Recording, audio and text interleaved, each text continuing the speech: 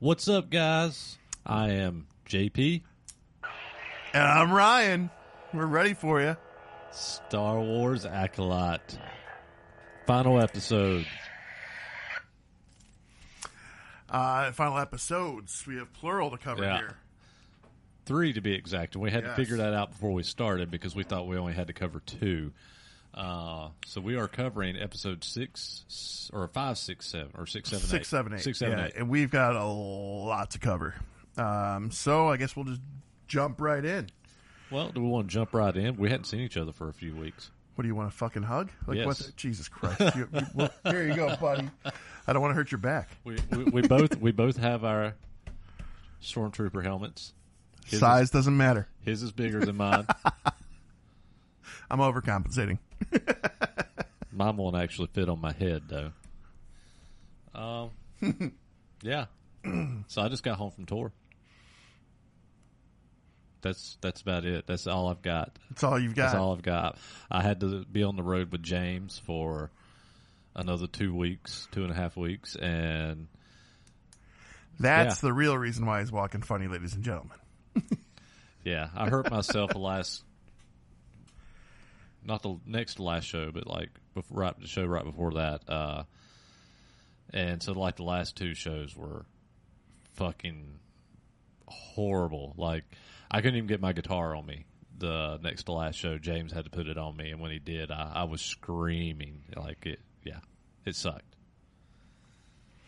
I can only imagine. You remember I rolled the Jeep back in January, so I got a little slip disc or some shit going on, and it does not feel pleasant. And especially if I sit for too long and have to, it's like every time I stand up, it's re-stretching it out, and yeah, it's not a fun process. So I wish back pain on no one. Alrighty, have you got any news? There's always news. No, life. Life. We're boring people. Yeah. I did go see, and we won't talk about it at all, but I did go see Wolverine and Deadpool. I went and seen Deadpool and Wolverine as well. Deadpool and Wolverine, or whatever. I like Wolverine better. I guess we'll chat about that later, though. We'll No, we can. If you want to give a brief, we can. Before we start. Okay. For me, I do see a lot of people complaining already, and the complaints were, it's just a movie, a lot of fan service. definitely a lot, but I think it's in a good way. I think it is. And for me, like if it all around though, very entertaining movie, start to finish. I thought it was well delivered, well done, and I am biased because since I was a little kid, Wolverine's always been the favorite for me. So I was very happy to see Hugh back in the old school uniform, not the new one. But my big thing for this, and I'll just say it at this, you can tell there's a lot of cameos from the trailers and from what people have already said online. It's a lot of bringing actors and old heroes that were not part of the MCU into the MCU, in my opinion. So I felt that the transitional aspect of this movie, if nothing else, is the best part of it. But it was definitely fun. It was a very fun movie. For me, I think it's definitely a really, really, really fun movie. Now, I've talked to people that think it's the greatest thing ever, and I just don't think that it's the greatest MCU movie or Marvel movie or even Deadpool movie. But that being said, I'm not hating on it. I think the movie's fantastic. I think the cameos are great. There's some performances that I think could have been different and made the movie a lot better. But overall, I enjoyed it. I will stand by my statement, though, that Furiosa was my favorite summer movie I've seen this year, and to me, it still is over Deadpool. But there's an excellent scene where they do nothing but reference Furiosa. They do. They reference and make fun of Furiosa. But in a good way. In a good way. That's the one thing that really stood out. And we'll get back to Star Wars here in a sec, but the thing that really stood out for me in this movie was Ryan Reynolds' amazing and clever way to combat the issues with Disney and the Marvel Cinematic Universe. His little pokes and jabs were priceless. Oh, yeah, they're fantastic. They are. They're if nothing else, they're they should be eye openers for Disney, and they should make Disney think twice before they do some of the dumb shit they've been doing. Like, I don't know. I'm not going to make this Marvel episode. I keep talking about it. So we can keep going, we'll end up giving spoilers away. Yeah. We'll shut up. We'll shut up. Let's get back to Star Wars. Just go watch it. We'll review it soon. Maybe we can combo that with one of our upcoming ones I was talking about or something.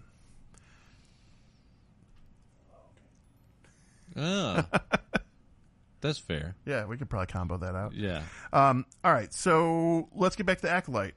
Star Wars is my first love before Marvel, so I'm going to get back to this and enjoy the hell out of this. So, episode 6, it's called Teach Corrupt. We both had to kind of trigger a memory for this one because we both watched 7 and 8 and forgot. The last time we filmed, it was the day of the new one coming out, so we missed episode 6 prior. Yeah, and then I've left for tour. I've been halfway across the country and back since then, and I forgot and did not even give this episode another thought after I watched it because I thought we already covered it. Well, so when we watched that night, I think we both felt the same, though. We both felt like episode 6 is, at first glance for me, because I gave it a second watch, very filler. That's it. It felt like it was just straight filler. When I give it a second glance, though, there's a lot of pieces and parts that help tie some of the story together. In this episode, you now have Osha is with Kumir. I'm probably going to butcher that name. I know it's probably not the right way to say it, but I call him the Stranger. The Stranger. She's with him, and you're seeing kind of a flip, a reversal role happening here. And that flip is that, Osha is leaning more towards the dark side, and May is leaning more towards the light side. I don't think that they're really picking sides per se, but more so picking each other, at least from May's side of things. And so the story, as it kind of unfolds, is interesting because Soul, for whatever reason, one of my big things about this episode and most of the series is that I didn't understand why Soul could not distinguish between the two. There are numerous instances in when that's happening, where it happens, where he just simply can't differentiate who's who without that marking on her head for May. Yeah. And to me, that was kind of frustrating until we get into a later explanation. Yeah, they do explain, and it's not until the following episode. Right. So we'll wait. We'll cover that in episode 7. But some of the things that did come out of this were very interesting. You see the Stranger, so I don't butcher the name. The Stranger is definitely trying to make the dark side appealing to Osha while he's naked. Yeah, we got what did they? What was it? Ben Swallow or whatever they called Kylo Ren in the movie. We get one of those. You see the Stranger, or Q, like you called him before, at some point, and I know we're jumping ahead in the episode, but just to reference this, they're on a distant planet that's it looks a lot like Act 2. Is that the name of the planet from the sequel? It's something along those lines. Something it looks like that. The planet that Luke was on. And it is very reminiscent of that island and that planet. And he has Osha on there, and basically he gets naked and jumps in the water. Says, "Look at me." It's supposed to be a tide pool that has healing properties. But yeah, but this is an interesting moment when he gets in the water. We can talk about this a little bit. This is huge. So when he gets in the water, you see a giant scar up his back that looks very similar to a force whip. Yeah. And I had actually texted you that night going, did that scar look like a force, like a lightsaber whip had struck him? Now, I had a few theories as to who was pulling the strings. I think overall my theory was wrong, and it sadly can go in a direction that I was hoping they wouldn't. But I do think that where it's leading with Finestra and the Stranger kind of says a lot to me. But that when you sent me that shot, I was locked. I was like, "That's it. It's got to be it." Yeah. There's no Jedi master would whip their Padawan. Yeah. But anyways, I digress. One of the things with The Stranger, to me, that is interesting for a Sith figure or a dark side person is his tone, the way he approaches people. Most of you've got, Darth Vader, and you've got the Emperor, and you've got all these people with these, like, I don't know, these villainous, weird voices that are on the dark side. And then you get to this guy, and he's like soft-spoken, handsome, trying to definitely dig in to get Osha to come to his side. He's the very deceiving devil. Yeah. And he I mean, what do you think? Yeah. Like he's got this like sly thing he's trying to do. Yeah, he's just like the super nice, sweet guy. He could have done the Joey. He could have been like, "How you doing?" Yeah. But as the episode unfolds, we see a lot of little elements of that push. And meanwhile, you're flipping back and forth. There's two other kind of story arcs happening in this episode with, you've got The Stranger and you've got Osha on the planet. You've got Soul with who he thinks is Osha, but it's May on a ship. And also on that ship is Basil, who's doing a little investigative work. And then you've got Venestra and a team of Jedi who are going to you've left one out. Evil Pip. Evil Pip? Yeah, the little robot. Okay, what about him? She reformatted him, made him evil. I forgot. His light turned from blue to red. It did. Oh, that's right. I forgot about the light change. She did reformat him, which is an interesting thing that we'll talk about again later because that comes up later too. Yeah. I don't know. I'm this episode. I recommend anyone who watched it once and thought it was just filler to give it another watch. Which I did not do. There's the way that this whole first season pans out leaves so many questions, and I nothing is fulfilled for me, and so I will just say, only reviewing at 6 right now, that I absolutely need a season 2. Which has not been greenlit. No, which is absolutely stupid. And it's because of all you fucking idiot fanboys who are overanalyzing and making negatives out of nothing. Just let us get more Star Wars content. It's going to happen, so you may as well just let us pick it. Let's get past it. I mean, we could have gotten a sequel to Solo and seen Darth Maul. I think I've told you my hope for this. So Solo, if it were a sequel, it should have been called Maul, a Star Wars story. Yes. And then we see Darth Maul doing his whole syndicate running that whole thing, but spending his extra time, if you will, hunting down Solo because Solo has what he needs. I think it would have been a great story. I thought it would have been really cool. And I didn't need a Solo 2, but I'll tell you what, Eldritch would definitely, if he comes back in some way, shape, or form, I'm cool with it because I was not opposed to what happened. He's not as tall as Harrison, but he did all right. He wasn't bad, but you know, I feel like I've read articles that he's just not interested at this point.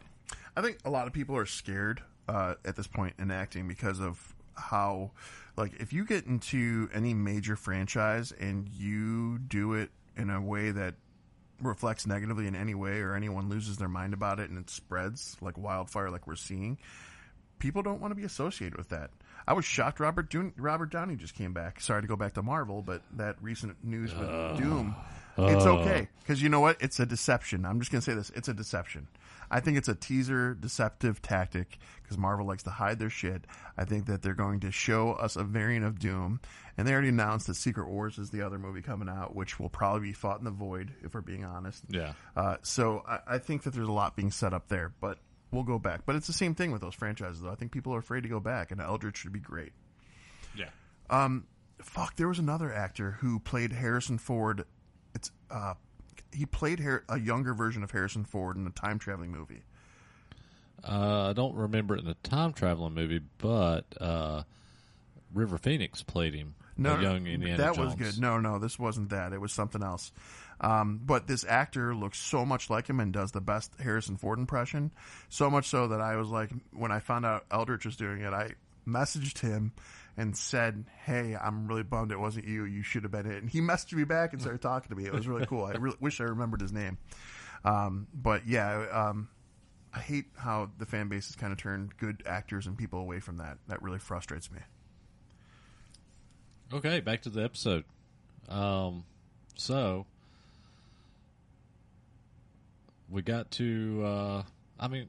What else actually happened? Because you watched it twice. That's kind of the filler. I mean, to me, that whole episode is. For me, it's still a filler episode, but there's ramifications with the idea that Osha's seeing the dark side for the first time and May's seeing the Jedi for the first time, and they're seeing things differently with where they're at. There's a lot to be said about Osha and May and where they're at, but honestly, to really dive into what was starting in this episode, we've got to talk into 7 and 8. So I will just say this. It is more of a filler episode. I did appreciate going back in and looking at the smaller details and the nuances of it, but I can't talk about those without 7 and 8. So yeah. We'll move forward into 7. Okay, so we're going to wait for our ratings for overall. What do you... Well, I don't know. We broke it up last time, We broke it up last time, and we didn't the first time. So now we're just confusing the fans. Yeah. Let's stay consistent with the last time. I'll give him a rating on this. Sure. Okay. For this one, it was filler, and it was not what initial watch. I appreciated it more later, but not what I was hoping for upon an initial watch, and I was kind of really bummed out when the episode was over. Yeah. What I got out of it, in retrospect, I feel better about now, but initial watch, I'm going to say 3 nerds. Wow. You liked that episode a lot more than I did. I mean, it's not, like I said, the rewatch, it gave me incentive to understand what they were trying to do. Because without 7 and 8, that episode was like, that was garbage. It was garbage. It was garbage. But once I got 7 and 8, it mattered. Yeah, no, it was garbage to me. That I didn't do a second watch through, so maybe I would give it a different rating if I watched it again, and I didn't. However, I watched that episode, and I remember the episode ended. I was just like, that's it? Really? That's fucking it? I was mad. I was too. I was fucking mad. And I'm going to give this one a fucking low score. Like, you're going low. I'm going low. I'm going to go to a 1.7. Don't nerds. decimal point me, James. Yes. That just happened. Fair. Okay. All right. I'm going to stay at the 3 because I should judge it off a first watch only. But if I was doing that, I'd probably have a lower score. But knowing what I know, I'm going to stick to 3 because the episode mattered later on. So yeah. All right. Let's move into 7 now. Now 7 is all flashback. It's all flash. It's this. Remember, I said we're gonna get a second flashback with the Jedi's point of view. Now, it's not just the Jedi's point of view, though. It is a point of view I felt more from May. I felt like when we got the first point of view, it was from Mother Anastasia, the witches, and Osha. This one was definitely more. It was all Jedi primarily, and then May's side of it, where May stood, how Mother Coral was. I felt like Mother Coral was kind of manipulating May, if I'm being honest. Yeah. Oh, yeah. So it was interesting to see how that all transpires. So this episode literally played out exactly like, was it episode 3? Yeah. For the flash. Yeah. No, so, 4. Was 4. It no 3? Well, the flashback episode. Yes, if you go back to it, it's the flashback. This episode plays out exactly like the previous episode, but is from the perspective of the Jedi. So you're seeing everything that they're doing. You're seeing why they're at this planet. You're seeing them follow the girls. You're seeing them follow them to the witch's hideout, and then interacting with them, giving them the test, and going through all the motions, and then how all the witches died. Because we didn't see that in the previous flashback. You just see Osha come out, and all the witches are dead. So you see all this from a different perspective, and for me, it makes that episode a little better. It didn't make it it didn't help that first episode as much as I hoped it did. Because if you remember, I even said I hope we get an episode that really makes me come back to this flashback episode with a whole new perspective and a new appreciation for it. And it does a little bit. Oh, it does a lot for me. It does a little bit, but it didn't do it as much as I had hoped. One of my favorite parts. So, I mentioned this when we talked about the last flashback episode. They show the point of view when Mother Anastasia is in Torben's head, and his eyes go black. This scene, this is one of this. And there's another part. There is. I'm going to get to that too. Yeah, are my favorites, and what you're going into is my favorite thing in this episode. So the Torben scene. Now I understand why Torben so willingly drank the poison. Because she messed his head up bad. When Mother Anastasia was in his head, she basically pulled on the strings of his anxiety and his want to not be there anymore and to be home on Coruscant. He was feeling homesick because they had been investigating this planet for weeks, and he just didn't want to be there anymore. He felt like it was pointless. And in that moment, I mean, all the way down to her telling him to kneel, he kneels. There's so much going on and so much like chaos within him because of her, and it's just in a thought. And while she's holding conversation with the Jedi, which was even more impressive. So I was like, wow, like it was serious. Yeah, no, that whole scene is one of the top notch things in this whole series was that. And it's what differentiates May and Osha from anyone else. Yeah. Like what we've seen before, at least. So, yeah, the whole actually entering someone's mind and not just talking to them and being like, these aren't the droids you're looking for. No, they're actually, it's like fucking Charles Xavier in this guy, but in a fucking witchy, morbid way. And it was fucking great. That was one of the coolest things to come out of this whole series. In that scene, was it in that scene? No, never mind. I'm getting ahead of myself. I won't talk about that. Let's see. Coral and Torben. I have little notes here. Sorry. The brain invasion is what I called that, by the way, in the notes. I feel like in that moment, so much happened that instigated the events that unfold and why Soul kind of spirals too. Torben getting that poisoned seed, if you will.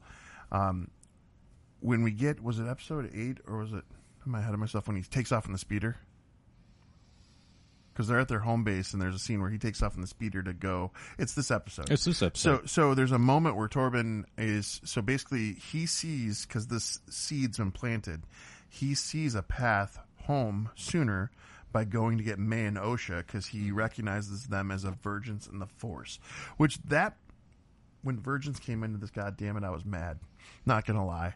I really am tired of this Virgins shit. I get it. I know why it happens. I know the anomaly. I know the lore. I just didn't want that to be the case. Thoughts? Yeah.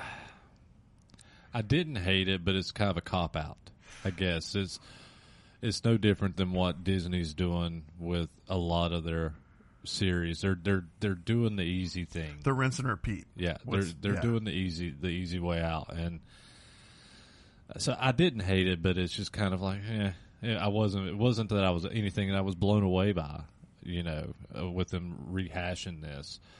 The one cool thing, which we started to mention, and I'm pretty sure we can mention it now since we're in this episode, was that they figured out that these aren't twins. Right. Okay. Yes.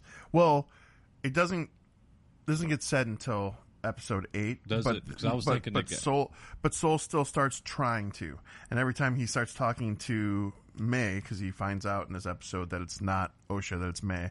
Every time he gets to that moment, something happens. He became unconscious the one time, or I forgot what happened to him. But needless to say, yeah, that was interesting. I was finding out they're the same person, but still Virgins in the Force was a little bit of a lift. But to me, they didn't need to put virgins on this. The witches having their own power and having the black eyes and the mind invasions, I thought all that would have been fine without making it of virgins. I don't know where they're going, though, if I'm being honest. So I think that they're trying to set up something to play out how Plagueis and Sidious created Anakin. Blah, Blah, blah. I mean, it's just, that's the only thing that my mind can go to at this point with this is,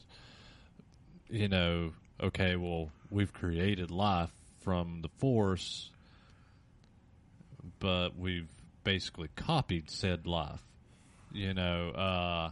so my thinking is they're going to start trying to figure out how this happened, and so that they can use it. They GG'd him. Reference I just made? The city has got me watching the Chucky TV series. I hadn't watched it. And so Glenn and Glenda, they basically used the GG doll and split it into personalities into Glenn and Glenda. So kind of the same thing. Yep. No, yeah, this episode takes a lot of different twists and turns from different points of view. You see all the way up to the actual Jedi go, like basically Soul goes back to the base, talks to Indara, who we thought we saw the last of her in the first episode, and she's throughout this whole episode because of the flashback. You really, I'm gonna tell you, I enjoyed the hell out of her character. You know what they should have did? They should have fucking forgot about her and brought X-23 back. Jesus Christ. I just had a James moment. That's exactly what just happened. I went, Jesus Christ. I just totally... Anyways. No, for me, like...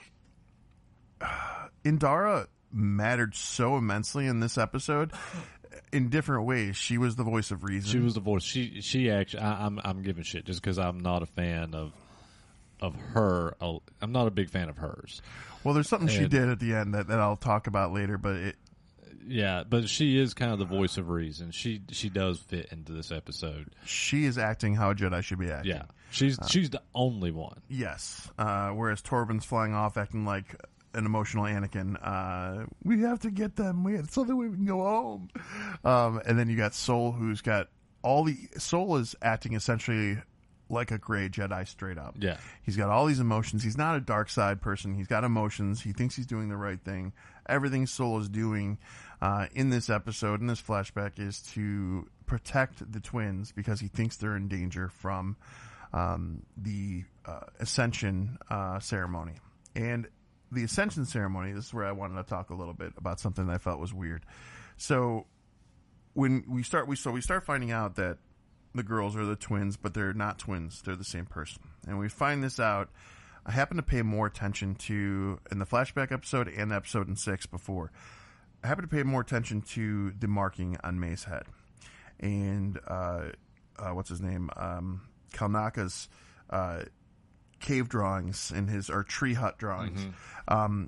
It's yin and yang, which is weird having yin and yang in the Star Wars universe to begin with, but it's still balanced in the way that it flows.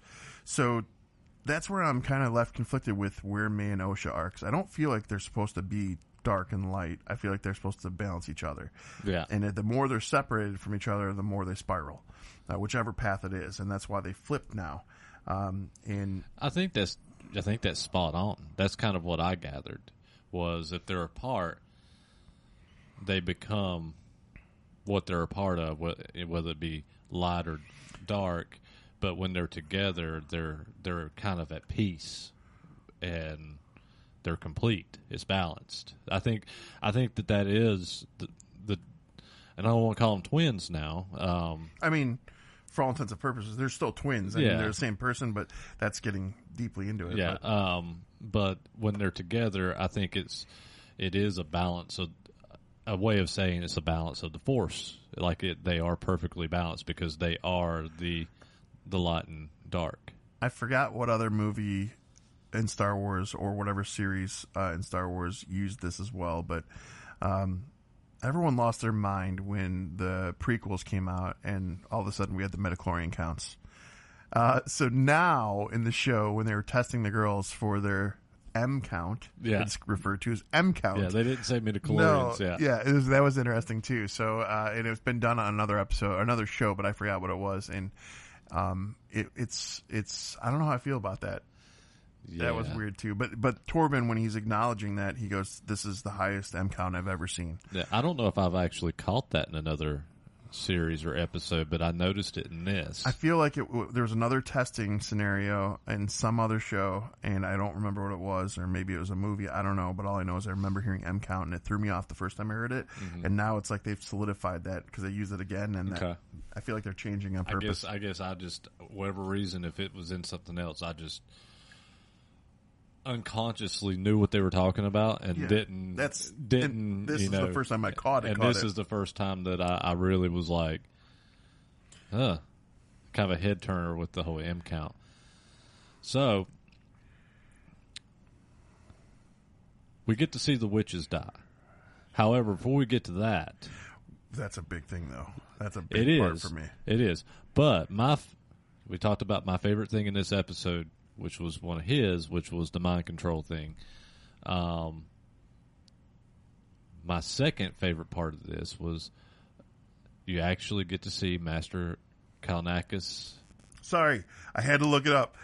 In The Mandalorian, an M count is a reference to the amount of midichlorians in Baby Yoda's blood, it says, but we know So it was Grogu. probably one of the scientists. It's from that with the cloning process. Yeah, that's probably Sorry, go ahead. So we actually get to see Master Kalnakis. Is that how you say his name? Kalnaka. Thank you. Lightsaber fight. So we finally get to see with black eyes, with the Abeloth eyes. Yeah, we get to see Wookiee lightsaber. And you know what's funny is we were very, very distraught that we didn't get this sequence before, and I'm happy that we didn't because this was way cooler. Yeah, and it explains Torben's scars because Kalnaka fucks him up. Mm-hmm. yeah. I mean, he gets mind controlled just like Torben did. I would have liked to be inside his head. Yeah, like I would love to have some kind of a extra or something if they release a I mean, do you think the witch was in there going, oh, like? So when Kalnaka's being controlled, by the way, so this is a whole big thing. I do want to. This is a road to go down for sure. When Mother Anastasia was doing her thing, actually, is that before or after Anastasia? Is Kalnaka after? I think Kalnaka is after. Okay, then let's rewind here, because that's a huge part of the story. But the scene where Mother Anastasia dies, that has a lot in it to unpack for me. There's a reference at some point, I forgot who said it to, and I don't know if it was Anastasia or Coral, but it says, someday those noble intentions you have will destroy every Jedi in the galaxy. It is Anastasia. Yeah. And which we know rings true. It's foreshadowing to the fullest, for sure. However, I saw so much different angles in this episode of the sequence that happens where Mother Anastasia, I felt like she was just trying to stop them from fighting by turning into her vapor black form, whatever that was. It was almost like she was going out to just stop them. Like so you put your hands feet in front. I felt like she was. And so that goes to happen, and Soul sees this, and Soul reactively thinks that he's going, because we're talking about the two people that ignite. You've got Torben, who ignites his lightsaber because he feels that Mother Coral is going to attack him, and Mother Coral, in defense, she readies up to fight him, and they're about to go at each other. And all of a sudden, Mother Anastasia turns into this black mist, and it looks like black wings, almost like angel wings, go out towards the two of them, looking like it's going to stop them. Whereas I think Soul thought that the intention was to go after Torben and hurt a Padawan. Yeah. So Soul ignites his lightsaber into Mother Anastasia. And in that moment, she looks at him and she says, I was going to let her go with you. Osha chose you. And I was like, oh shit. Like, to me, like, I don't understand why Soul, as things unfold, why Soul didn't just say, I did it because I was trying to save Torben. I didn't do it to hurt you. You know, something like that would have gone a long way, I feel. Yeah, it probably would have. But now, when that happened, point of view, you've got May who saw this happen. May, who now knows the truth, and her starting the fire was just her being a child and doing whatever, and now she understands what's transpired with Mother Anastasia. Now, we go into the Wookiee fight. The Wookiee fight. At this point... But before we do that, do you want to talk about the Mother Anastasia part? Or... Because I did get really into that, sorry. No, go ahead. I mean, you didn't say anything that I wasn't already thinking.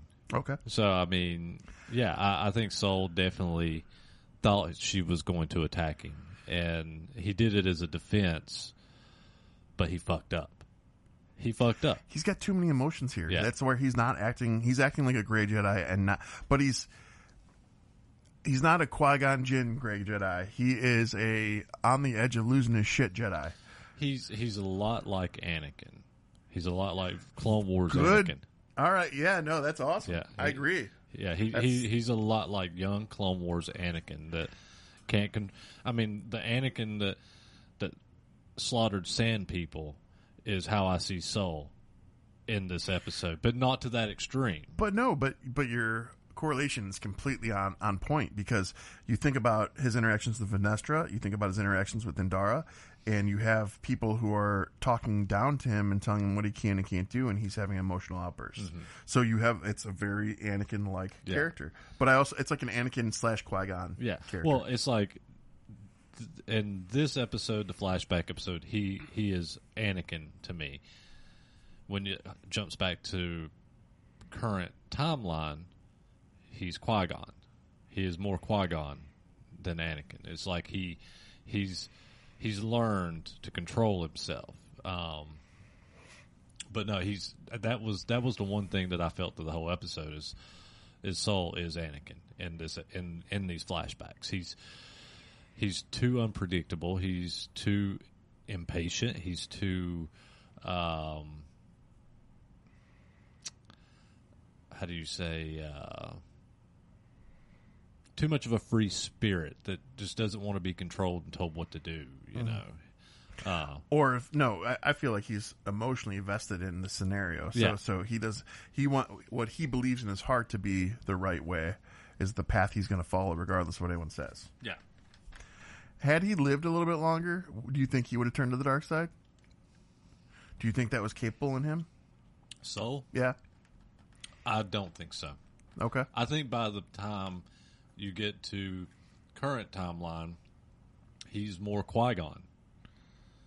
I think he's more Qui-Gon, and I think he's more one with the Force. But I think he's very, I think he still has issues with what he was that he struggles with. Yeah. But he's trying. He's moved on, though, I think, to a certain degree. Yeah. Wow, you kind of threw a wrench in my spokes with the whole Anakin comparison. That was good.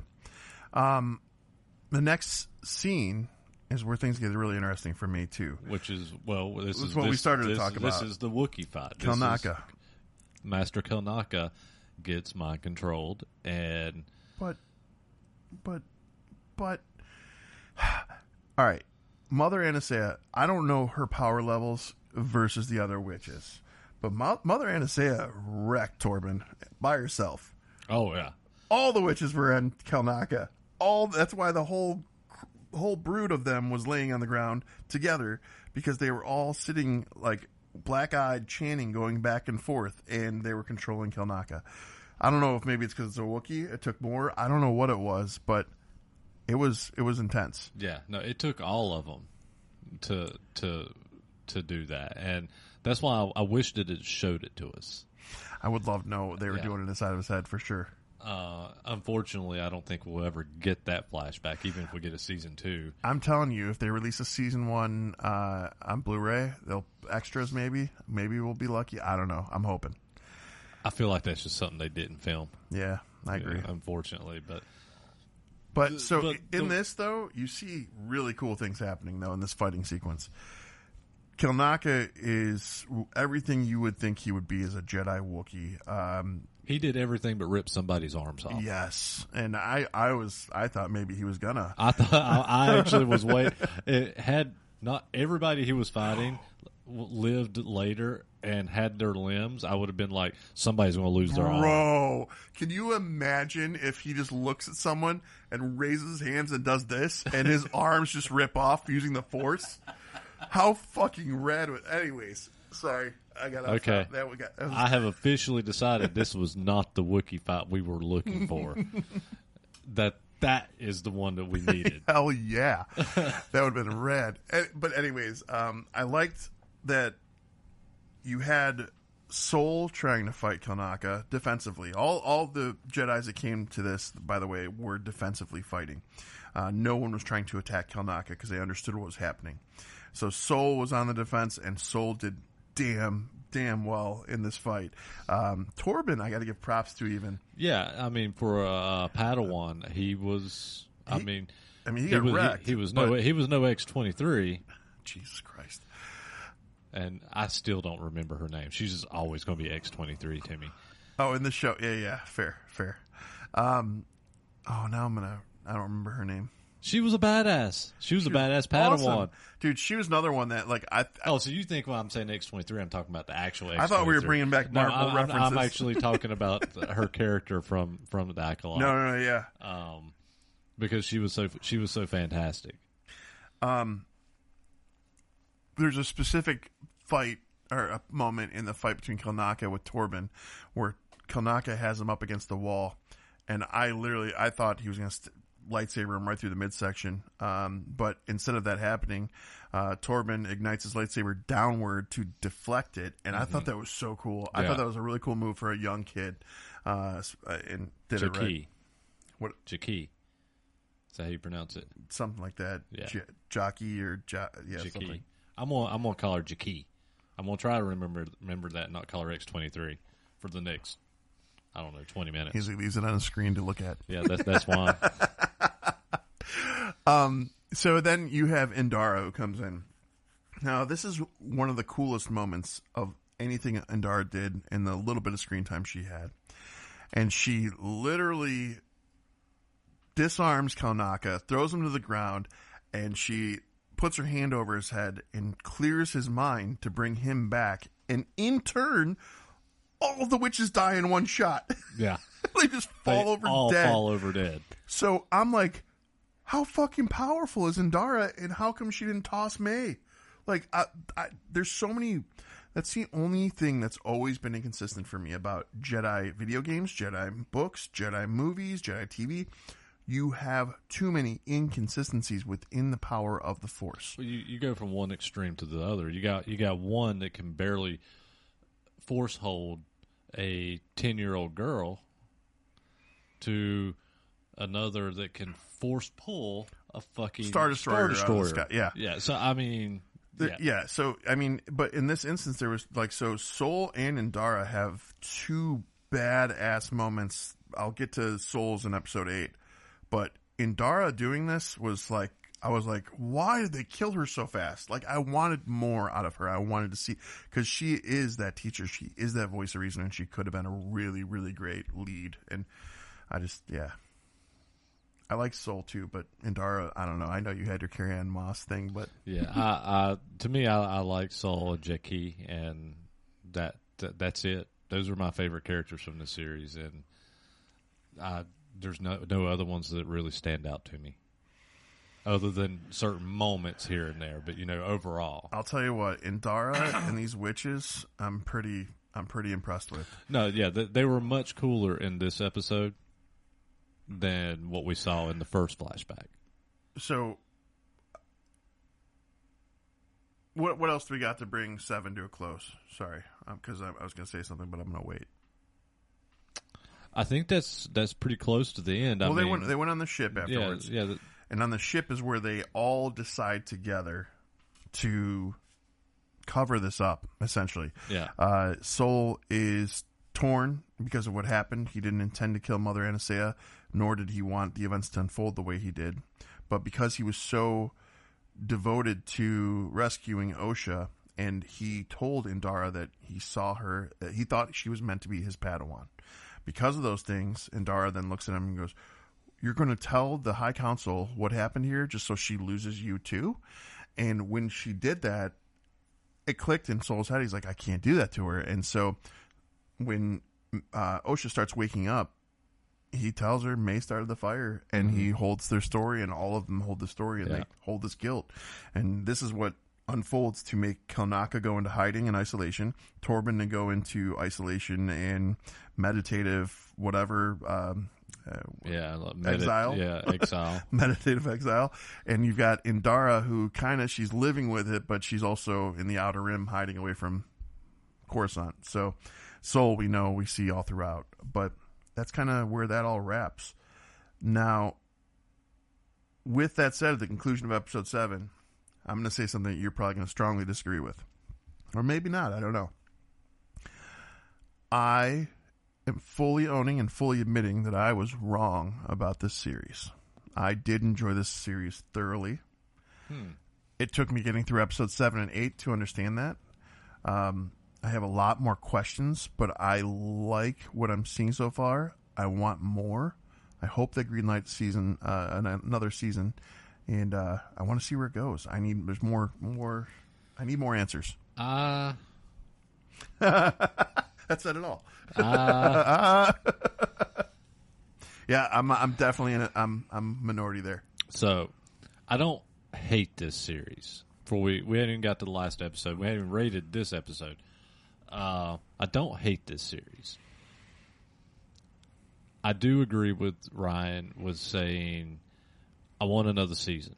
I need another season to have a few more questions answered. More. To decide if I really liked it, if I'm going to like this series or if I'm going to fucking hate it. Because right now, there's a line I'm teetering on between hate and enjoying. No fucking way. And because there's things I love about this series, and then there's things that I just fucking do not like about this series. Let's do ratings before we go. Okay. Because episode 8, there's going to be a lot. We still got a lot to go, and we're running short, I'm sure, on time. Because we just talked for, half an hour already on those Probably. two. So, all right. So, for me, I'm going to go pretty high on this one because this one starts building and gave me the filler that I needed to feel better about it. I'm going to go 3.7 on this one. 3.7 nerds. Okay. So, I honestly wished I'd have went back to our previous or wrote down my ratings for the original flashback episode because I don't remember what I rated it. I think I rated it pretty low. With the idea of hoping that it would be rated higher later. We rated this one really low. Yeah. In fact, I called the Ascension Ceremony the Lion King song. Yeah. So, and that's what I was thinking, that we rated the predecessor to this episode's flashback episode pretty low. This one, do I really enjoy this set-up storyline to set all this stuff into motion with what these flashbacks were? No, I'm not a big fan of it. I'm not. I just don't think it's great. I don't think it's fantastic storytelling. I think a lot of it's cheap cop-outs, which we already discussed in this Virgins episode. Is the cheap cop-out for me. Other than that, I'm good. However, this episode, there's a lot of really great stuff in it with the Charles Xavier mind control stuff and Wookiee lightsaber fight. Even though, however, I'm a little let down with that fight now that we've decided that he should have force pulled arms off. Wookiee force pull. Yeah. But yeah, I'm gonna rate this one a lot higher because it made the original flashback episode better. So I'm gonna go with 3.2. Okay. Fair assessment. All right. Are we ready?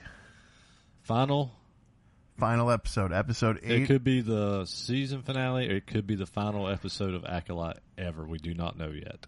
Bro, they're toying with us. There's going to be a season 2. I'm sorry. They won't not have a season 2 for this because of how it closes out, and we won't even talk about that till the very end. But well, there's a lot of really, really cool things in this episode. So much to unpack. So this episode is the self-titled series episode. It's called The Acolyte. And I think, if I have to be honest, I think it's because we're seeing Osha become said Acolyte. Yes. So I think that is why this episode is doing that, because it kind of gave us a false allure thinking that May would be it all along, and in reality it became OSHA. In this episode, we start where episode 6 left off, and I don't think we really touched on that, the helmet. We didn't too much. The isolation. OSHA has the stranger's helmet, which is we find out is a isolation helmet. And cortosis helmet, yeah. As she has, this episode starts with her in the helmet, and you see her fall into her mind control stuff powers. So yeah, it dives straight in. They go right into her emotional side of things to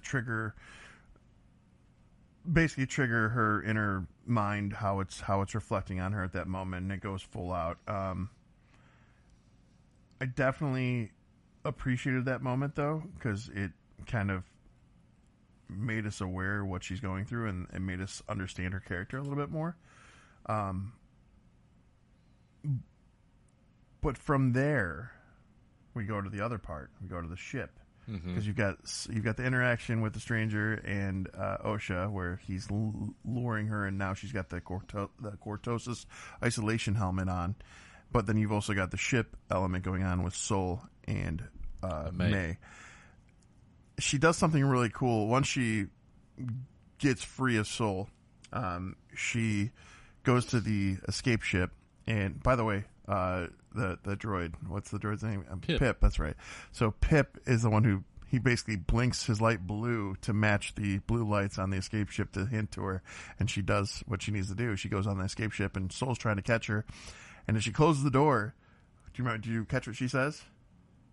I don't remember right now. I'll see you in hell, Jedi. Oh, yeah. And when she said that, I instantly thought about Han Solo on Hoth and Empire Strikes Back. Then I'll see you in hell. It takes off looking for Luke. Yeah. I thought that was kind of cool, and I thought it was cool that she said it to a Jedi. So, I don't know. Go from there. I'll let you talk a little bit here. So, this episode, essentially, after this setup, you have her escaping on this drop ship, Soul in pursuit. Oh, sorry, I forgot about something. Go ahead. Soul in pursuit. Go ahead. Well, one of the big things of when OSHA taps into her energies, her powers, whatever's happening, Kumir, or Stranger, he tries to intervene because he sees that she's in distress of some sort, and he tries to intervene, and all of a sudden she has pulled him into her world, and his eyes turn black. Oh yeah, I was like, oh shit, yeah, because he's not a weak dude. So like, no, that's just showing her witchy powers. Yeah, but like you have to combine it, like, so she's like super force sensitive combined with that witch power. She's next level. Yeah. Yeah, that was intense. But sorry, go ahead. Well, just to kind of brush through this episode, give a quick rundown of it. Soul's in pursuit of May, who just took off with the drop ship. You have the Jedi figure it out. Well, actually, they cut the tracker on once they land there, don't they? And so you got the Jedi showing up on the planet. You have OSHA and the Stranger showing up on this planet. Everybody converges onto this planet, which is the planet where the witches were from. We go right back to the scene, to where they grew up at. Red Dock, sorry. To their village, to the lightsaber battles. You have everything unfold, and then basically out. So this is kind of the setup. So there's not a lot of planet jumping. There's not a lot of stuff going back and there's a lot of stuff going back and forth. But you're getting straight to the end in this episode for the most part. But there's a lot that happens. Oh my god, so much. So let's rewind here. So when Kumir and OSHA are leaving the Jedi Luke Skywalker planet, they have an onlooker, and I didn't actually catch this the first time I watched this. Really, I did not, because I wasn't. we'll just say evening hobbies, I guess, and I zoned off maybe. Yeah, I smell those evening hobbies. Really? Oh, shit. Anyways, so I didn't notice that it. hurts my wife. And then it went, like, it was all over the internet. And I was like, bullshit, I didn't see that. And so I went back when I watched it, and I made sure it's around the 12-minute mark. And what you see is a creature on that planet, some kind of I'm not going to assume it's Plagueis, but it looked damn spot on with Plagueis. We're not saying it was Plagueis, but it was Plagueis. It was Plagueis. It was Plagueis. I would have liked to see more of a full character, like see the bottom part of his jaw, because that's really a defining moment for Plagueis. To me, it was Plagueis. I saw agree. Plagueis. I gotta agree. There's no questions. Which that in itself, if that's where you're going to go with this, and that's what they're taking to build it into their Star Wars, I think that's premature, if I'm being honest. Like, I'm glad that he's there, and if that's what they're going to go for, I'm glad they're going to do that. But to me, I would have waited. I would have done that later. Well, and as soon as I saw this, and you see Osha and Q, the stranger, then you're seeing Plagueis, and of course my mind's spinning with Sidious at this point. Where's Sidious coming in? That in another season or two, are they going to tie these characters to Sidious in some way? Are we going to see some time jumps to bring Sidious in? And a child Sidious. Well, I'm not talking about an adult Sidious, but is this where this series is going? And so that's where my wheels started turning. I don't know what you were thinking, or I didn't expect anything with Plagueis in that moment. I honestly didn't. I kind of left that one alone in my head because there's a million possibilities I can wander away with Plagueis. I do know that one, if I'm being honest, I felt it was premature, but that was, if anything, that was one of two huge fan service moments in this episode. I think they did that in hopes of guaranteeing a second season. Yeah, because that was the first, a bunch of questions unanswered. It changes the path of everything now.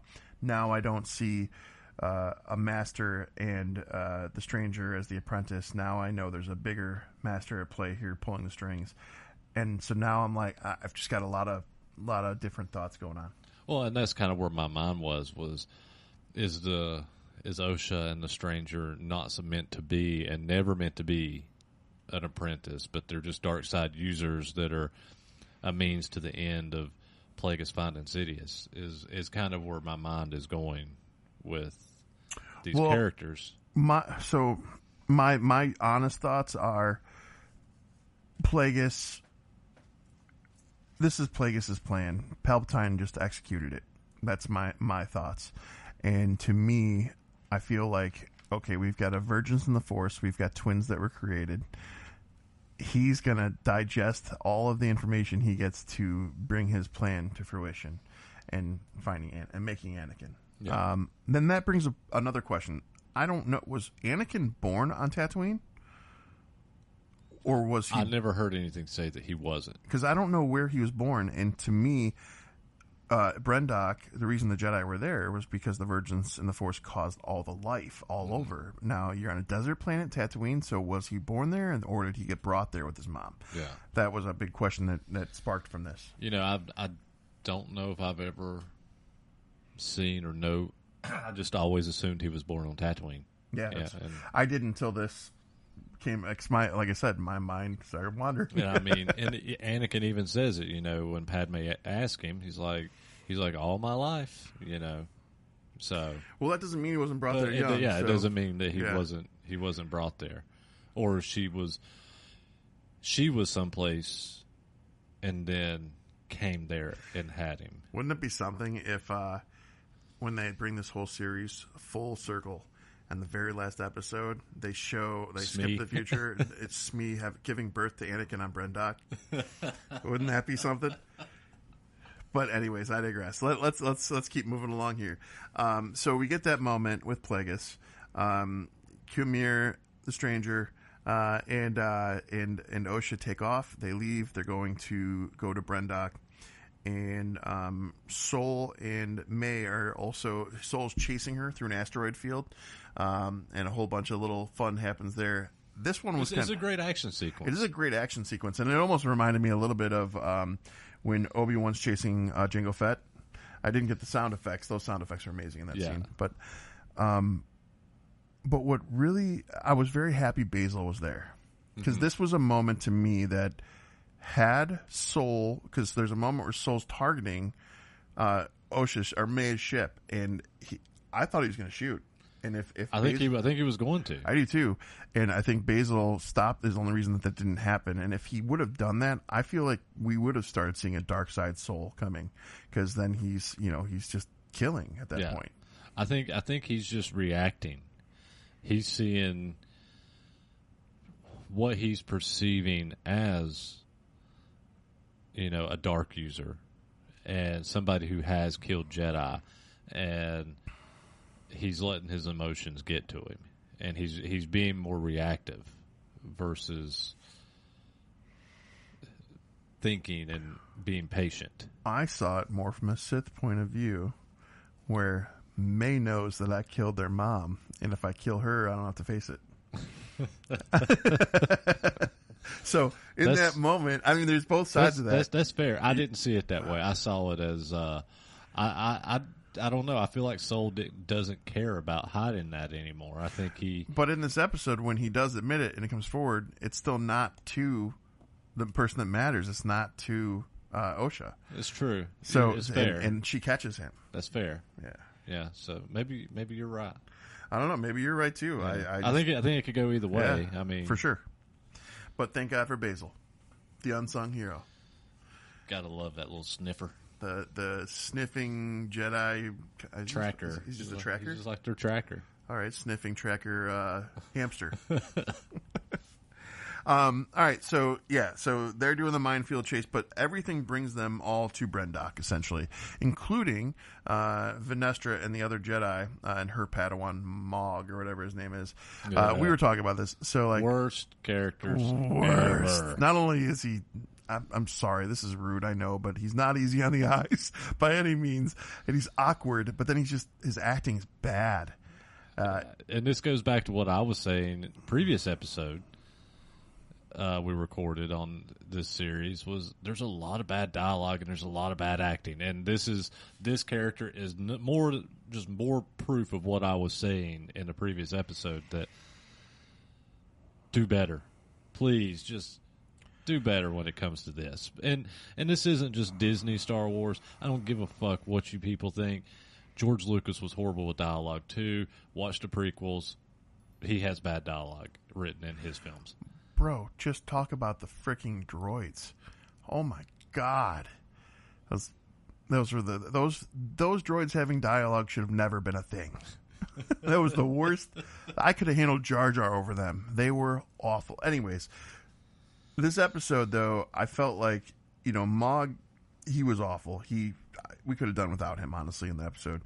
The other Jedi almost come across as more red shirts. Yeah. And it's like I don't even know who any of them are. So Venestra Rowe, who I started off in this whole review series calling Drax, she's another one who, if I'm being honest, the actress portraying her, not anything magical, and I feel like she was given this role because her wife is Leslie Highland, whatever her name is. I think she's one of the worst characters in the series as well. Yes, but no, and I'll get to that. All right, so just because she has a cool story arc doesn't mean that she did a great job. No. The story arc's gonna get better. I feel if we get more opportunity, but and I do feel like for what her lines were, I do feel like she still portrayed a Jedi like Endara did, where she has the tone, the balance, the logic, the stillness and calmness. I felt like those items were there, but she just like almost played it a little too. I don't know. It seemed faked. Yeah. But that also adds into what I'm going to talk about later. So. Okay, where are we at? We're just approaching the everyone coming together minus the Jedi. So we got, right? We're just about there. So basically we get a scene, right, where Sol essentially had killed previously, 16 years prior, killed Mother Anastasia. By the way, where the fuck is Mother Coral? I never saw her dead body, never saw anything with her. What happened to her? I was thinking that she died. But they showed all the witches and they showed Mother Anastasia. They never showed her. I never caught that. Yeah, that was like there was the scene. You missed Plagueis, but you caught that. Second watch, because I watched these when they all came out fresh, and I wanted to like right when they came out, and so I wanted to have fresh eyes on it before we did today. So giving it the second watch kind of made me reevaluate a lot. But Mother Coral was one of the big question marks I still have because she still was that feistiness. Maybe I missed it. Maybe in that sequence where Mother Anastasia opens up the angel wings, maybe something happened there that I didn't catch. But yeah, maybe I'm gonna have to go back and reanalyze that. So, but yeah, so essentially the same spot where Mother Anastasia was killed by Sol. They're standing there, and well, not them yet. It's the stranger and him having their lightsaber battle, essentially. Yeah, which is a great battle. Dude, it's so good. It's fucking good. That's one thing this series has done well. It excelled very well at it, yeah. The sequel series did not do this well. This series... Disagree. You think the lightsaber battles in the sequel series were great? I was happy with them, yeah. Compared to Duel of the Fates? No. They were garbage compared to Duel of the Fates. I mean, comparatively, yeah. You're always going to have better scenes. I mean, that's not... But I'm one of the people who does not have an issue. I have a few issues, I'm not going to lie, with the sequel trilogy. And I'm biased, too, by the way, because I got to watch the movie with the cast. So I say this, but I still look realistically. I don't... The sequel series is my least favorite of the trilogies. That being said, I still don't hate them. I'm not one of the guys that sit back out here and hate on the series. But I have to be realistic. The lightsaber battles are not that good. There's a couple that are okay. You're talking about the sequel trilogy. Yeah. Yeah. No, I agree. So, and that's what I'm saying. The lightsaber battles in Acolyte are top tier compared to the sequel series. But I think that we need to weigh the situations. I think we need to weigh the eras. Because you have a peaceful reign without Sith. You have no real wars being fought with the Jedi, minus what they call the space pirates I told you in the other episode, the Nile. Oh, yeah. So I think that was like 50 years before this timeline, if I remember correctly. But these Jedi, I feel like they still have that grace, that elegance in their techniques and their stances. Whereas you get a Kylo Ren who's been trained vaguely by Luke Skywalker, who had to teach himself, and Luke wasn't a good. The lightsaber fights in the original trilogy were garbage. They're lunky and they're muscly, so it seems more like, especially with Kylo having the unbalanced crystal, it just seems like everything's a power. Like it's almost like old school knights with the broadswords. Yeah, that's like what I got out of those. So like when they're doing those, like I understood why Rey had a slight advantage. Like even though she learned the Force magically out of nowhere, and that part bothered me. That's where I have some of my issues. But she still had an elegance to her flow when she was dueling, because she had that light part of it where she was more fluid, I guess. Yeah. So I feel like just because lack of training, not having the same style these guys had, but at the same time, it's also just because fight scenes have gotten better. Yeah. So needless to say, but they also went downhill from the prequel trilogy. Just saying. You're not wrong. I'm not wrong. You're not wrong. I know I'm not wrong. Nah, just don't get cocky. They were still good. But, all right.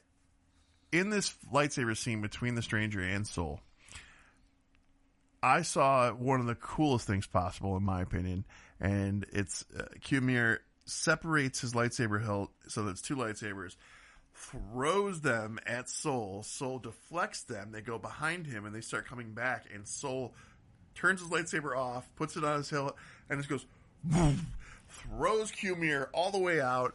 Both lightsabers fly in opposite directions, and I was like, fuck yeah, at that moment. I stood up out of my chair. So, I didn't get a chance to rewatch this one, and so I've got a question in this fight.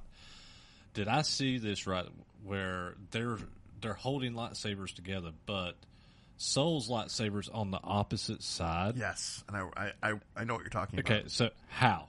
How is this possible? How was he not? He's holding his wrist while he does that, right? Okay. So even though his lightsaber's on the other side, he's still holding the wrist. So what he's doing is he's using his wrist, his lightsaber, and his lightsaber to push towards him. Okay. Because it took me a minute to digest that too. Because Okay. I was like, how the fuck does that work? I was like, no, what? It was actually kind of strategic, but and when I watched it, I was on tour and I was on my phone like this. I was watching it on a screen like this. Yeah, had that been a real lightsaber battle, I'm thinking like if that lightsaber was on the other side and it was mine, like even if I just took the flick of my hand and went, whoop, well, yeah, there is some flaws in that. Yeah. So I mean, there were still flaws in it. They could have Game of Thrones it with Macy Williams when drops the knife down and catches it. And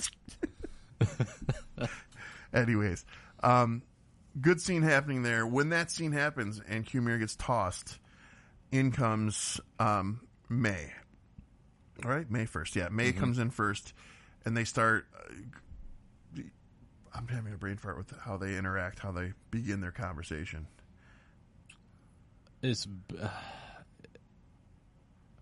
I'm having a brain fart too, but it's basically she's coming at Q. She basically, what I got out of this scene is she's trying to talk to Soul to get Soul to admit what he did to her mother in front of Osha. Yeah. And Osha's at a distance and basically standing like in a cave to the side. When this happens, when he admits it, thinking that Osha's not nearby, again, my issue with Soul not being able to distinguish who's who, because he's got her in front of him. Why doesn't he feel another Force-sensitive person behind him? But I do feel like there's an element of Soul talking with May or Osha, whoever it is, where his guard is down and he almost has his guilt is in the forefront. It's in the driver's seat. So he's got this. It's like a blind spot or a weakness for him. And when that happens, Osha comes out of nowhere and she's pissed and she picks up Soul's lightsaber. Well, she picks it up, but then she's holding it. And I'm not going to talk about that one part yet. It was more the flip to me when he wouldn't stop talking, and she goes, "Stop talking," and all of a sudden he's being choked. And she hasn't even raised her hand yet, and then she raises her hand, and she's doing the Vader form. She has the claw out, and he's like up in the air, choking the whole bit. There's a moment where they glance down at the tip of the lightsaber. It's broken. It's broken open. It's broken, but you can see the crystal inside. Yeah. And the crystal changes color in that moment. She bleeds it. She bleaked it. Did you say bleed? Bleeds. Bleeds it. A lot of fanboys online had a big problem with this. I didn't. I didn't either. I didn't. I think, because to me, the crystal calls out to the Jedi. It's supposed to be a rite of passage. They find their own crystal. They make their own lightsaber. It's supposed to be a whole thing.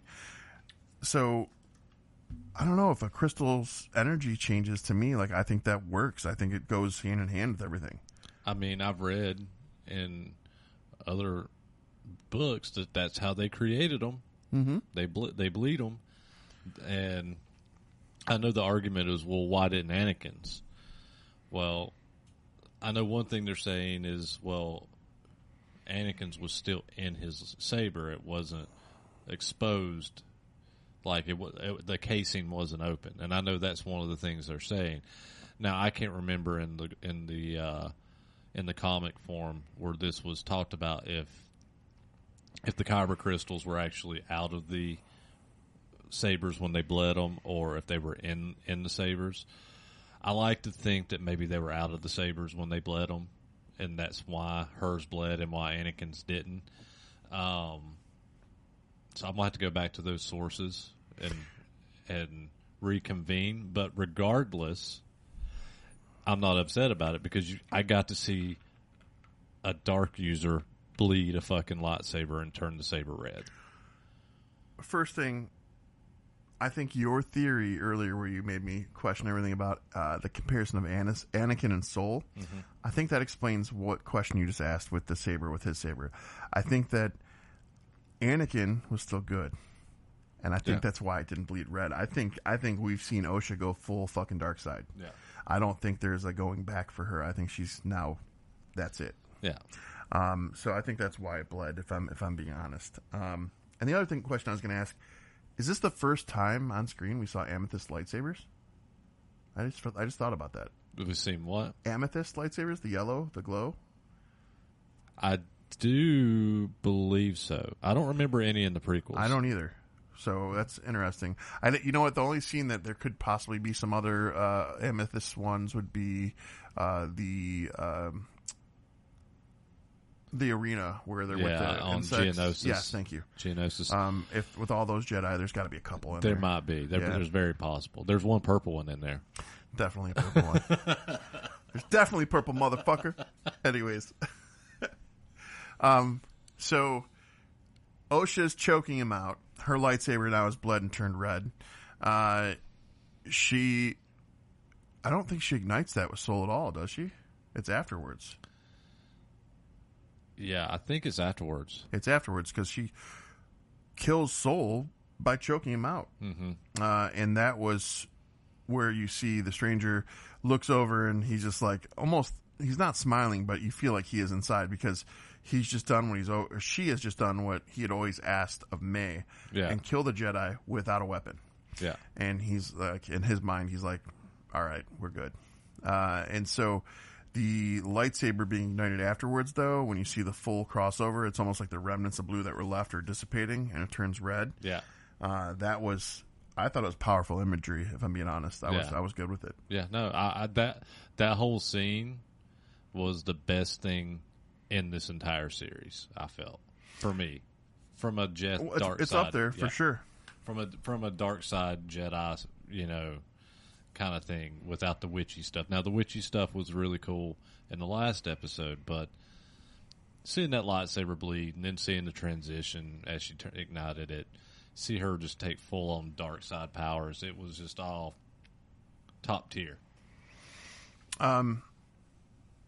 Now, you've got, before the Jedi arrive on the planet, May and Osha are together, and they want to leave together. They've left.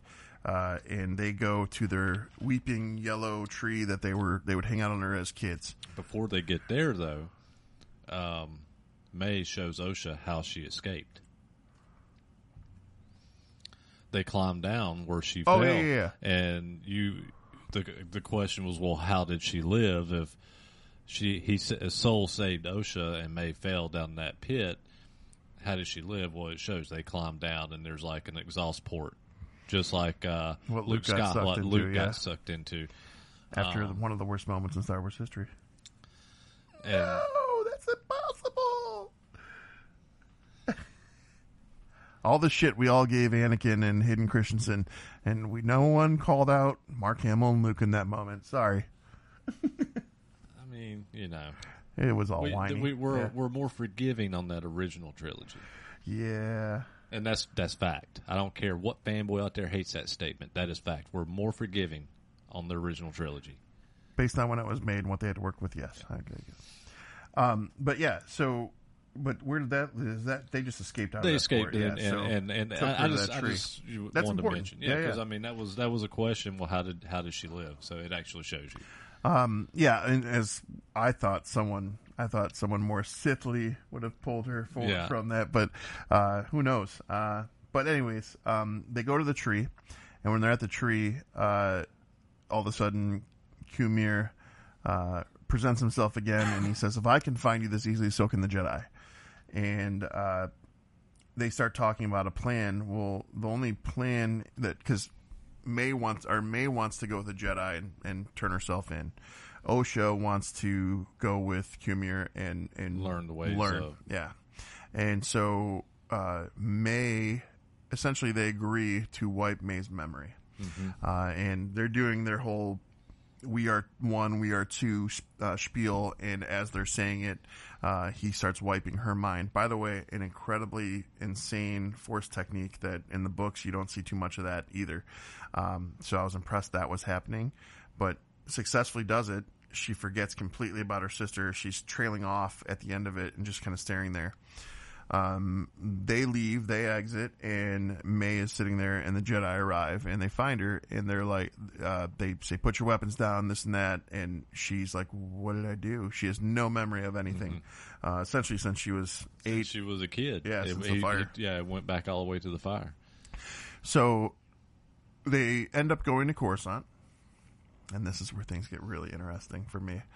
So if you remember in the first episode, I pointed out that it was very not Jedi-like for Venestra to want to frame Osha, whether she did it or not, by telling Sol, can I count on you?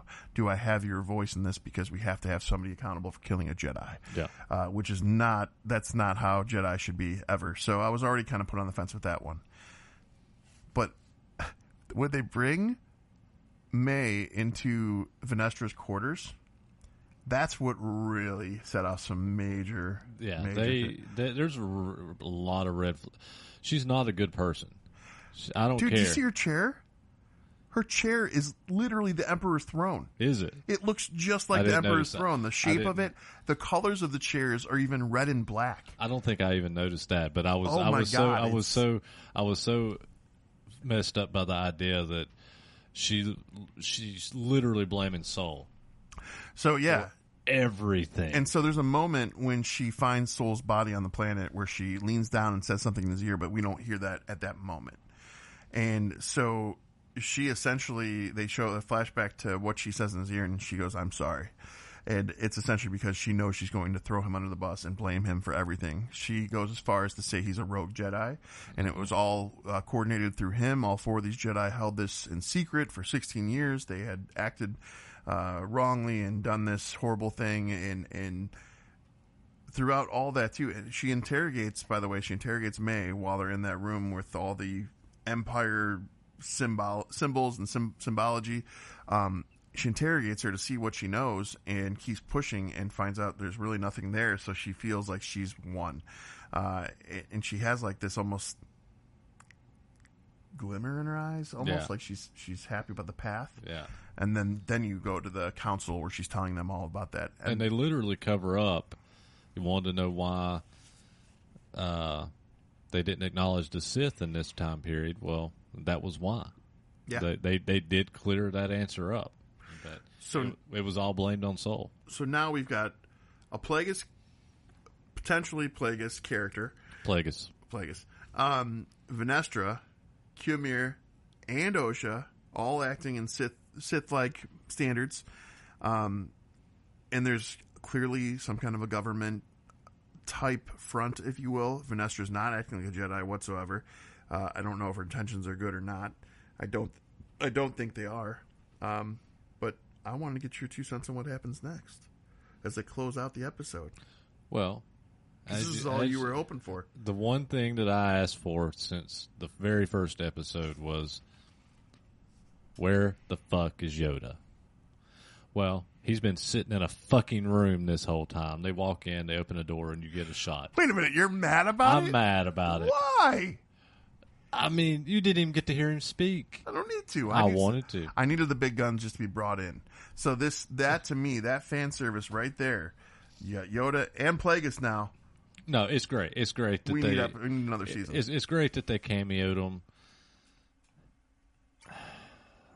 I'm still upset. I wish we had got some dialogue. I just wish we got some dialogue of some sort. But it's really going to suck if you cameo Plagueis, you cameo Yoda in a series that takes place 100 years before the prequels, and then if we don't get a sequel season, a second season of this, then those cameos are going to be for fucking nothing. And that is really going to make me hate this series. At this juncture, I love the series. And I'm geeked for a second season. But to your point, if that second season doesn't pan out and we don't see these things fall in line, have more dialogue with Yoda, have these things all come to fruition the right way, then you're going to feel how I'm feeling. Yeah. You're going to be mad. But so far, I went from loving the series in the beginning, not in a huge way by any means, but I was okay for episodes 1 and 2, to hating it in episode 3 and saying Leslie Hyland's killing everything, to okay, I'm back in 4, and then 5 and 6 5 was pretty fucking amazing. 5 was amazing. Yeah, that was probably X-23. Jackie's fight scene was epic for sure. The whole episode, start to finish, was great. And then 6 was kind of meh. Again, 7, I know you weren't a fan of flashback, but I felt like it made everything round out and brought a lot more to the table. But this episode took it to a new level for me. This one was a solid episode. It's, to me, I don't know. It's definitely up there with episode 5. For sure. Because episode 5, to me, was the best episode. I can't remember what I rated. I'm pretty sure I rated that in the 4s. Would you say episode 5 was a real neck breaker? Sorry, had to. Yeah, so this has been an up and down series for sure, and I have to say, I'm still undecided, really, overall, and I feel like I've got to have that second season. Leslie Hyland, she said in the beginning that, she hadn't seen the Star Wars shows before. She didn't want to. She wanted to come with fresh eyes or whatever. Then she was like, it's a female-fronted scenario. Sorry, blah, blah, blah. She basically did anything she could to piss off everyone. But I think she misdirected us intentionally. And I do feel like she has a damn good clue of what's going on now that I've seen the whole season. But again, it's going to depend where she takes it. Mm-hmm. And then from there, though, I think her misdirection worked in her favor here. I'm not sure if it worked in her favor. I think I do. For me, because it brought me back. I don't think some of the misdirection with her, some of the stuff that she had been saying publicly, I don't think it helped fans overall, because I think a lot of fans didn't watch this, and a lot of fans gave up on it because she was irritating them, if you want me to be honest. I mean, there's some things that were definitely a little over the top in her interviews, and not being watched by the PR people. Yeah. But I don't know. I paid attention to a lot of the online shit. I paid attention to the interviews, and I felt like she wanted to kind of weed out some people, and she succeeded. But I hope people go back and give it a watch again to see what she did, because honestly, it ebbed and flowed the whole series, and I didn't know what to think of it at points. I almost gave up. So yeah, there was a few times that I almost wanted to call Ryan and be like, do we really want to finish this series? How fucked up would it be if we did an episode of just saying we stopped watching it because it's that bad? No. There was a moment where I contemplated actually asking him if we wanted to go on and do an episode like, guys, we just give up. But we didn't. The only actor that really pissed me off in the interviews, because I can get past Leslie's shit because she put out a decent product, but fucking Yord, that actor, he was so bad in the series too. He was bad in the series. He annoyed the hell out of me. And then not only that, but like in his actual real life interview, he proceeded to say Anakin Skywalker blew up the Death Star not once but twice, to the point where Daphne looked at him and goes, "Shut up while you're ahead. Shut up while you're ahead." And I was just like, how bad is that to be if your co-star is saying "shut up"? Like, oh. Yeah. Anyways, let's go to ratings. So, Let's do one for episode 8, and then the series as a whole. Okay. Does that sound like a plan? Yeah. All right. So, final episode. It was a solid episode. It tied up a lot of loose ends, but left us with more questions. I'm going to rate this one pretty high. I think I'm going to go with a solid 4.1. Okay. I think a 4.1 is fair for this episode. However, overall for the series, I am going to knock it down. Fair. I mean, outside roller coaster. Outside of episode 5 and episode 8, those were the only great episodes. 7 got close, only because of witch powers and Wookiee fight. The rest of this, there was so much filler bullshit that just did not need to be there. I am overall going to probably land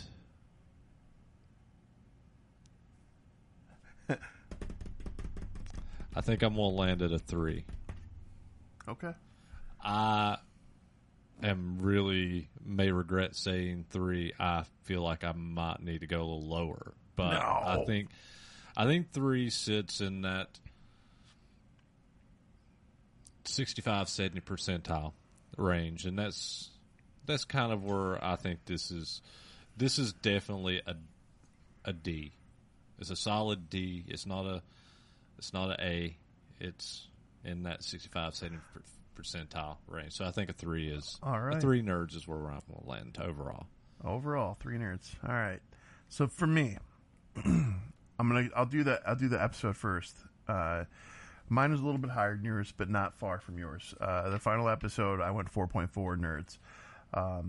It had all the bells and whistles, brought a lot of the stuff full circle, left a lot of questions unanswered that I need more material for, which is going to keep me strung along, if you will. So 4.4 works for that. The series as a whole, I'm lucky that I've done my rewatch and I've thought through some of this. So to me, I've got numerous different variations of both Grey Jedi and Sith, and that for me is huge. So the different forms of Sith, including and Jedi and Grey, but the witches were way better than I thought they were going to be, especially how they use their powers, and they got the Abeloth eyes, which I'm still waiting for that to tie in somehow. I'd love for Abeloth to be somehow some kind of a precursor or beginning of that witch tribe. But I don't know. I felt like there was a lot of great things to come away from this from. And I did like how it ramped up and it got better from 5 through 8. 1, 2, meh. 3, ugh. And then we went 5 to 8 real fast, and 8 left me happy. As a whole, I'll probably do 3.7 nerds. Okay. As a whole. But you definitely liked this series a lot more than I did. Fair, yeah. But I'm also one of the people that, like, I tell the people this often. You know, everyone can whine and cry about the things we like and dislike. We all have opinions. We all get to share them. However, when it comes to the writing process and the story and the way that Disney chooses to put it out, we're just a backseat driver. So I'm one of those backseat drivers who I'm good with being along for the ride. I'm happy with getting more content. I am too, and I'm. You don't hear me bitch a lot about Star Wars. Lies. I don't. No, you don't. I'm here for the content as well, and I want more. I want another season of Acolyte, and I know there's a lot of people out there that don't feel that way. I'm interested in seeing where this story can go. Because I want more Star Wars content. I love everything Star Wars, and so I'm here for it. You know what I'm not excited about a season 2 of? Andor. Because guess what? He dies.